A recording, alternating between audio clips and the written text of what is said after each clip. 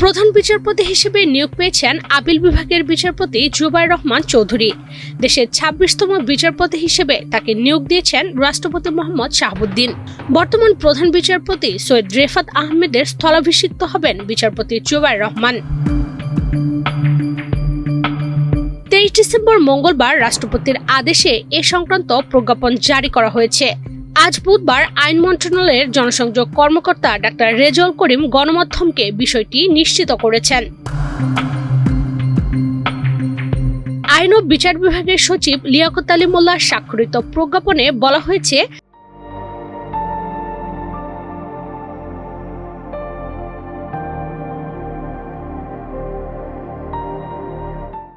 গণপ্রজাতন্ত্রী বাংলাদেশের সংবিধানের ৯৫ অনুচ্ছেদের ১ দফায় প্রদত্ত ক্ষমতা বলে মহামান্য রাষ্ট্রপতি বাংলাদেশ সুপ্রিম কোর্ট আপিল বিভাগের বিচারপতি জুবায়ের রহমান চৌধুরীকে বাংলাদেশের প্রধান বিচারপতি নিয়োগ করেছেন।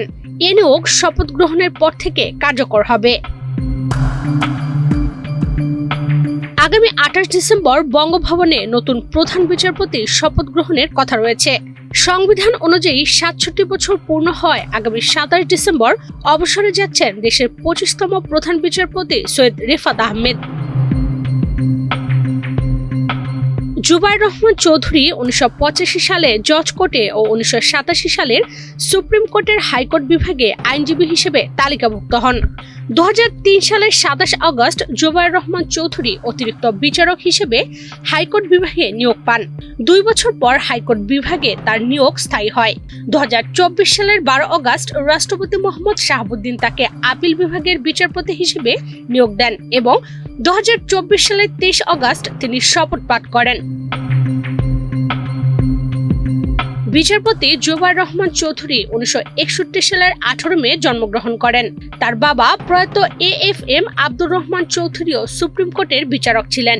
তিনি ঢাকা বিশ্ববিদ্যালয় থেকে LLB অনার্স ও LLM ডিগ্রি নেওয়ার পর যুক্তরাজ্যের আন্তর্জাতিক আইনের ওপর আরেকটি মাস্টার্স করেন। ছাত্র জনতার অভ্যুত্থানে ২০২৪ সালের ৫ আগস্ট আওয়ামী লীগ সরকারের পতনের পর আন্দোলনকারীদের দাবির মুখে ১০ আগস্ট পদত্যাগ করেন তখনকার প্রধান বিচারপতি ওবায়দুল হাসান। ওই দিনই হাইকোর্ট বিভাগের জ্যেষ্ঠ বিচারপতি সৈয়দ রেফাত আহমেদকে পরবর্তী প্রধান বিচারপতি হিসেবে নিয়োগ দেওয়া হয়। দুদিন পর বিচারপতি জুবায়ের রহমান চৌধুরী সহ ৪ জনকে হাইকোর্ট বিভাগ থেকে আপিল বিভাগে নিয়োগ দেওয়া হয়। সরকারি চাকরির বয়স অনুযায়ী বিচারপতি জুবায়ের রহমান চৌধুরী ২০২৮ সালের ১৮ মে পর্যন্ত দায়িত্ব পালনের সুযোগ পাবেন। ইশরাত চৈতি, বাংলাদেশ প্রতিদিন।